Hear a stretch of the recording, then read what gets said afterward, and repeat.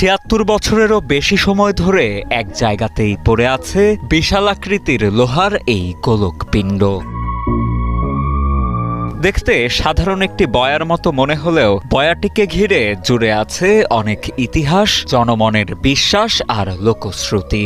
৪৮ সন তুফানের মাগরিবের হারে দিয়ে আমি টারিগঞ্জ বাজারও আসিলাম।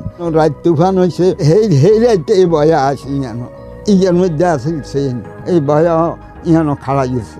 এই বয়াকে ঘিরে মানুষের মাঝে তৈরি হয়েছে বিভিন্ন ধরনের বিভ্রান্তি, ঠাঁই পেয়েছে অনেক কুসংস্কারও। স্থানীয়দের ভাষ্য, একসময় এই বয়াটিকে ঘিরে এই এলাকায় হতো ওয়াজ মাহফিল ও ওরস। বয়াটির সামনে সমবেত হয়ে মিলাদ এবং জিকির করতেন মানুষজন। কে মোমবাতি জ্বালায়, কে মিলে ধরা, কে সিন্নি খাবা, এই কিনে আমরা দিই আর চলে এই আর কি। অনেকে এখানে এসে আদায় করতেন নফল নামাজ, অনেকে আবার মনের বাসনা পূরণে করতেন মানত। যদিও মানতের সেই টাকা যেত চরের গরু মহিষের রাখালদের পেটেই। তখনও দূর দূরান্ত থেকে মানুষজন আসতেন এখানে। গভীর রাতে বয়ার চর থেকে জিকিরের আওয়াজও শোনা যেত।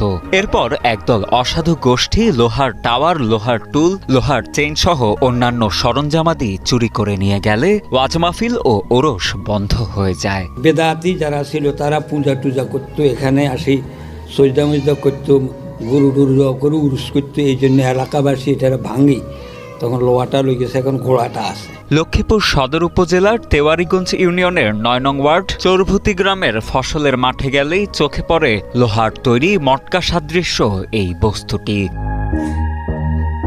দিনকে দিন লক্ষ্মীপুরের এই বয়াটিকে ঘিরে বাড়ছে দর্শনার্থীদের আনাগোনা। আমি মূলত দেশের বাইরে থাকি, এই 1 মাস হলো বাংলাদেশে আসলাম। তো ভাবলাম আমার বন্ধু আকাশ, তাকে ছবি দেখালাম যে ঐতিহাসিক জায়গাটা আমাদের এত কাছে দেখা দরকার, তাই মূলত দেখতে আসলাম।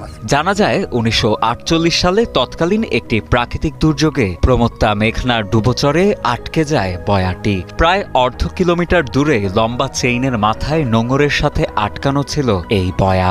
লোহার অ্যাঙ্গেল দিয়ে প্রায় ২০ ফুট উঁচুতে পিতলের বাটি লাগানো ছিল এতে। নিচে লোহার টুলের মতো বসার জায়গাও ছিল। পরবর্তীতে নতুন জেগে ওঠা চরে গড়ে ওঠে জনবসতি। সেই থেকে সময়ের স্রোতে একসময় এই বয়া ঘিরে এলাকাটির নাম হয়ে যায় বয়ার চর। ১৯৪৮ সালে একটা বিশাল বড় বন্যা হয়েছে। ও বন্যার সময় এই বয়াটা এখানে আসতে পারছি। এরপরে এই বয়াকে কেন্দ্র করে এই চরটার নামে উঠছে বয়ার চর। মটকা সাদৃশ্য বয়াটি লক্ষ্মীপুরের একটি ঐতিহাসিক নিদর্শন।